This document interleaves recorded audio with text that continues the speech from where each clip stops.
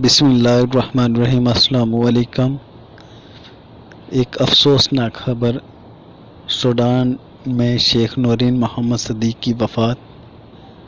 جمعہ 6 نومبر 2020 کو سوڈانی میڈیا ذرائع نے شیخ نورین محمد صدیق کی موت کا اعلان ایک بدقسمت حادثے کے نتیجے میں کیا، جس کا انہیں غیر ملکی وکالت کے سفر سے واپسی کے دوران سامنا کرنا پڑا۔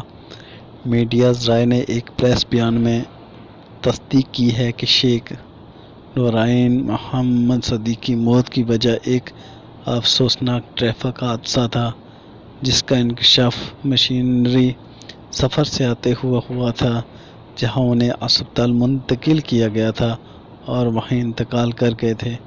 سوڈان اور بیرون ملک میں درجنوں شیخوں، مبلغین، علماء، میڈیا پیشہ ور افراد اور وکالت کے اداروں نے مرحوم مبلغ نورین محمد صدیق کی وفات پر ان کے انتہائی نمایاں عہدوں کا جائزہ لیا۔ شیخ محمد نورین صدیق کے مداحوں کی جانب سے ان کے نام سے بنائے گئے فیس بک پیج پر بھی ان کی وفات کی تصدیق کرتے ہوئے گہرے دکھ کا اظہار کیا گیا۔